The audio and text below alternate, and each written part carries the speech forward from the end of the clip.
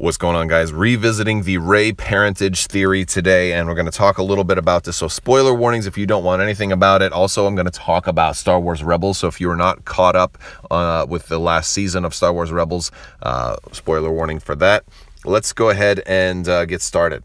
So the theory about Rey being a Kenobi was partially kind of laid to rest a while back with Star Wars Rebels, but I'm going to talk about it because a few things have come to shed a little bit of new light and keep the hope alive that maybe she is indeed a Kenobi. So first off, the original theory is that she was a Kenobi because of her British accent, also because of a lot of the synergy and symbolism with the other stories, and also some of the things like actual Obi-Wan Kenobi's voice in Episode 7, talking to her through her kind of Force flashback.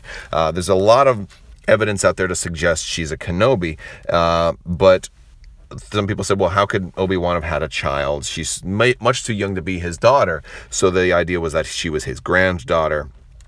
And this would have had to have probably been with Satine, the Duchess Satine from the Clone Wars of Mandalore. However, the problem was that it didn't seem like she had had a child with him, because in all of the episodes you don't see one. So there were some theories during the previews for this last season of Star Wars Rebels, because we saw Darth Maul, and he had a shrine to Satine, and we were expecting that, oh, all right, well, that means that maybe Satine had a child, or if not, then Obi-Wan Kenobi, maybe he gets off of Tatooine and has a child. But a lot of this was kind of laid to rest at after this last season of Star Wars Rebels, because we saw Obi-Wan.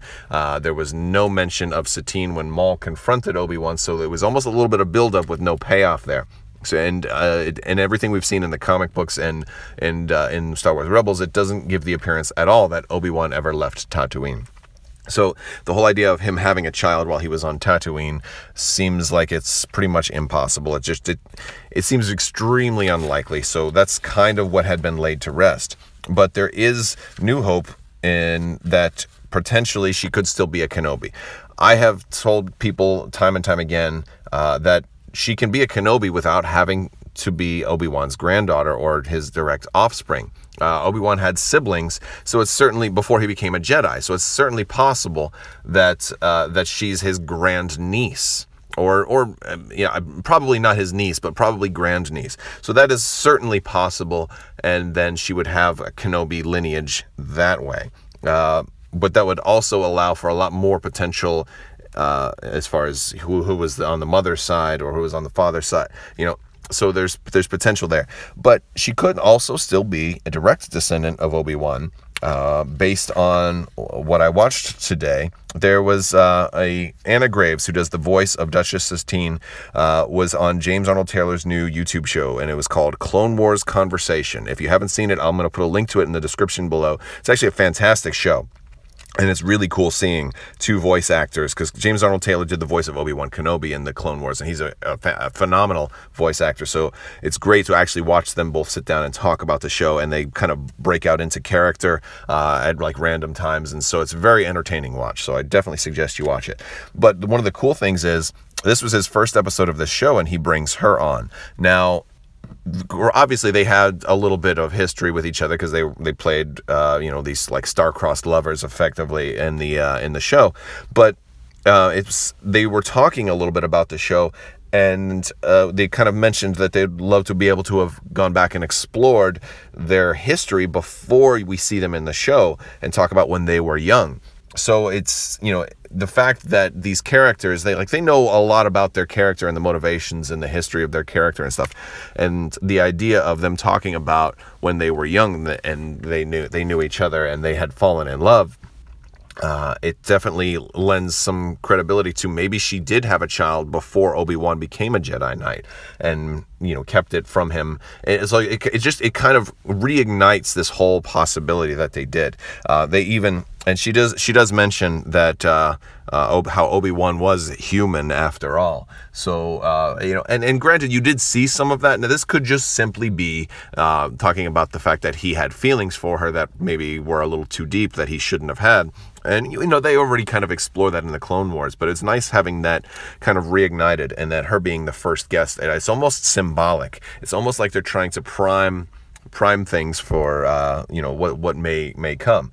And apparently and there was also a little hint of her talking about, well, I don't know what I'm allowed to talk about at this point in time. So now, of course, that could be absolutely anything, but it also could be that there is a potential for some more backstory involving her and Obi-Wan. I don't know how much she's aware of, or what kind of deals are kind of, you know, on the table right now, or what's been recorded already. But that kind of just opens the door a little bit to say maybe they're going to do a backstory, and maybe there's the chance that she did have a child with Obi-Wan. And if so, that would make a really cool mini-series, or maybe a book. Actually, it'd be a fantastic idea for a book, but maybe I don't know if she would be involved if it were a book. But I think more likely, if they're going to do Forces of Destiny or something along that lines, they could follow her journey and what happened with Obi-Wan, and if she did have a child and kept it from him, and probably would have had to keep it a complete secret. So that just makes for a very, very interesting story. So if Rey does end up becoming confirmed as the grandchild of Obi-Wan, this would definitely be how it would be. And Anna Graves, the voice of Duchess Satine, would probably have had something to do with recording a story for it or something like that. So that's kind of what I wanted to talk about today. I'm going to put a link to this video, so definitely check out the video. It's a very cool, I think it's going to be a very cool series, but it's called Clone Wars Conversation.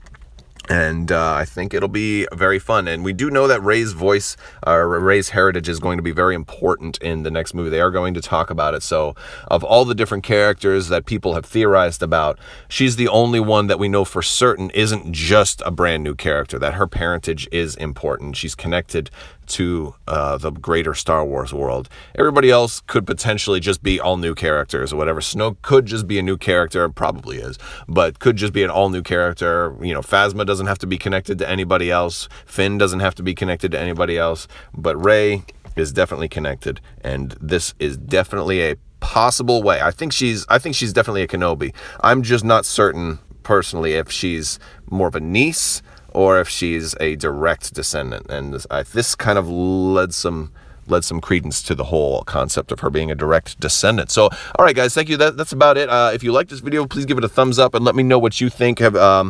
Do you have any of your own theories that or that you think could support the idea that Satine did have a child, and that they're maybe working on a backstory for that? Let me know what you think, guys. And if you haven't already, please subscribe and click the bell to receive alerts and get more videos as I put them out there. Thank you guys so much for watching this video, and have a wonderful day.